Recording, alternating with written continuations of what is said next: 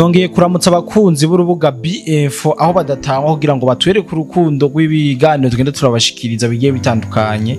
Hari abantu benshi no musi badusavye amakuru ariko aravugwa cyane mu gisagara ca Uvira, hariko haravugwa byinshi ariko twavuze ati ntitugenda tutababwiye ukuri kwavyo. Ariko ubu tuvugana hari indege akadrone za ndege zitagira abapiloti y'igihugu cy'u Rwanda yongeye gukororwa, yakororewe neza na neza imurenge ni mu misozi ya Uvira, abantu benshi bahazi bacahamenya. Iyi ni inkuru imwe muzo umusesanguza kudufasha kugira ngo atubwire ukuri kwavyo. Ni inkuru twafitiye nuko umuguverneur yashizweho na M23 aha mu gisagara ca Bukavu aza yamaze gutabwa muri yomwe ni M23, ndetse amakuru dufise nuko yoba yafunzwe. Namwe makuru umusesanguza kudufasha kugira ngo tumenye ukuri kwayo vyimbitse. Ariko mu nkundi yamaze shimire cyane abadukurikirana, nizere yuko ibiganiro bibagwaho neza. Mugabo mugo twereke ko turi kumwe nabo uvuga ku kiganiro cya muri commentaire ngo kinyoni kigurutse kitavuze bacitwa icana. Yes, mu nkunde rero manze mpe kaze umusanguzi wacu kugira ngo atubwire ivyinshi kwaya makuru twabategure. Bwana umusanguzi, ndatanguye nkuramutsa cyane. Amahoro cyane bwana journaliste, nizere ko nawe umeze neza cyane gose. Reka nce ndamutsa n'abadukurikiranye aho baherereye. Dufise umuco wo kubaramutsa imbere yo gutanga ikiganiro no kubaha ikaze kugira ngo babane natwe muri bino biganiro tuba twabateguriye na cyane. Bwana journaliste, mpereye kuri iyo nkuru yo muri Uvira, ariko ntabwo ari Uvira mu gisagara, ni Uvira mu misozi aho bita imurenge. Hariho abantu benshi bagumye bandika ku magroupe WhatsApp atandukanye bavuga yuko ngo igisagara ca Uvira cyatewe, ngo mbere M23 ngo asa n'ugomba agifate cyose. Abandi banadutelefona batubaza ati none ayo makuru yo muri Uvira ameze gute, byifashe gute? Bona journaliste n'abadukurikiranye, hariho ibintu tumaze gutahura. Iyo tuvyumvise duca tubona icari categuwe. Rero bantu mudukurikirana, abatwigwaneho na Red Tabara ndetse na M23 bari bateguye igitero sindamusiga.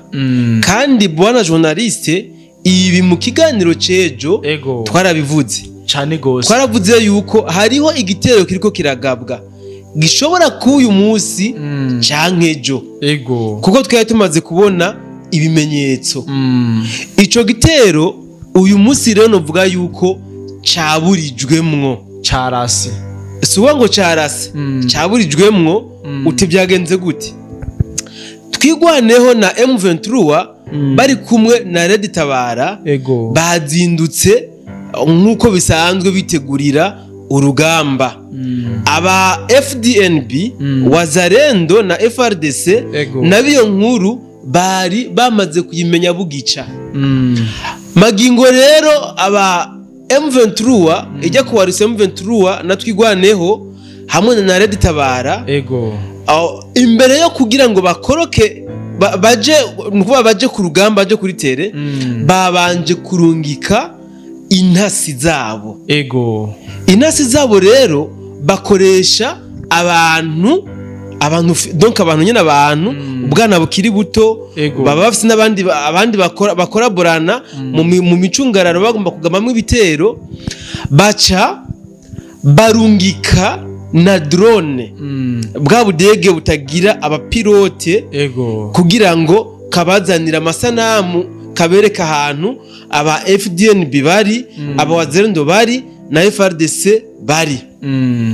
Ya drone ikiduga gusa, abarundi baba bayikoroye, baryamiye akatsi, yakorotse nk'ivoka, nkosha imvuga pana nk'ivoka rivuye ku giti. Drone iba yikubise hasi. Cyane. Za ntasi nazo zumvise ngo drone yakorotse, ni munyike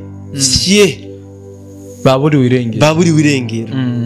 Aba bahungu rero muri M23 bati karabaye, aha twakwatsa umuriro kwere ko bacatumira bunguri, bacasubiza mero mu isaho.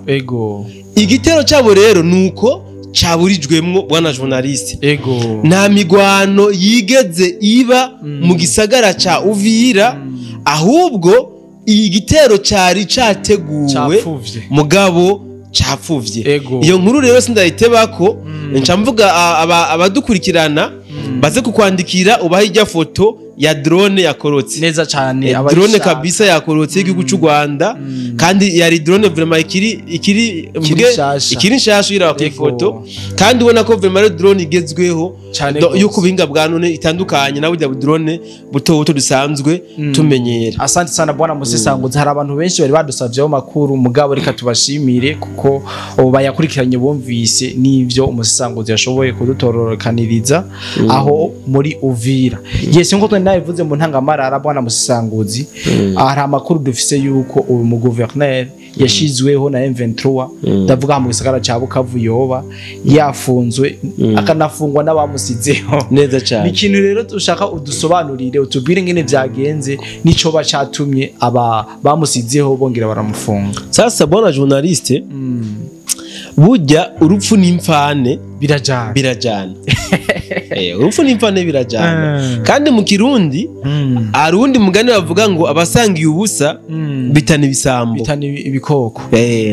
burya uyu mu gouverneur ariko arazira bijya bitero by'agasakisaki aba wazarendo nukujya coalition ya FRDC wazarendo na FDNB bariko barakora muri Nyangezi na Nyantende. Ego uyu mu gouverneur ashizweho na M23 asanze yitwa Emmanuel Biloto Lihimbi nimba atari Bilato ntabyo nzinga ni Bilato bana amazina y'akungumani ni too much aragoye cyane. Bilato Lihimbi Emmanuel uyu numu kongomani wa vrai uyu ni vrai congolais ariko mbere ko mvuga icyatumye neza mufunga bwana journaliste hari inkuru burya utashimye ko tuganira ko mugabo iyo muri Bukavu burya aba agent ba seni muri Bukavu kuva ejo bose barafunzwe baratwawe na service de renseignement ya M23 muri Bukavu bose baragiye kubafunga.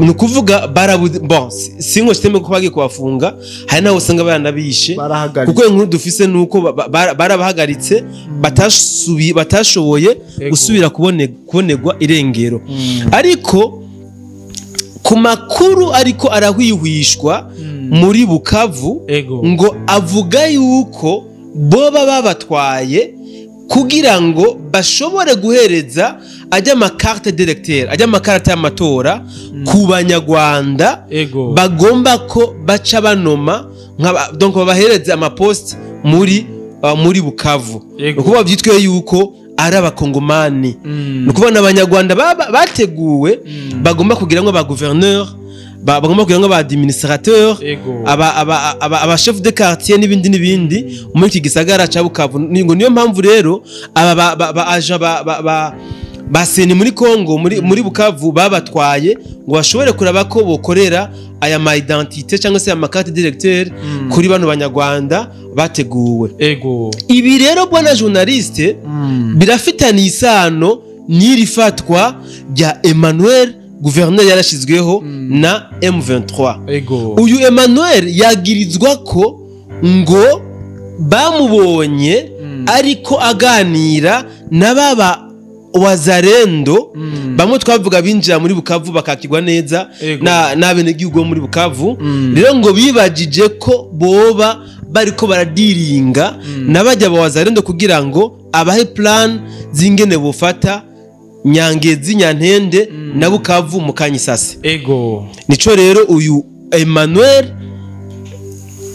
Bilato yazitse ashobora kuba yarazize nta cyemezo tubifitiye mugabo igihari nuko kuva ku munsi w'ejo jeudi itariki 3 uyu Emmanuel ari mugasho kuba yarafunzwe kandi afungwa n'abanyene bamushize. Asante sana bwana Musesanguzi, kandi ndagushimire cyane ndanakwifuriza ibihe byiza ku Musesanguzi wadukoreye. Nizere yuko abantu bavyakiriye, ndababwira yuko abakeneye amashusho no video yuko bo twandikira kuri no nimero ko mubona ngaha. Iyi nimero ko mubona ni Limikash, ni Banco Boyno.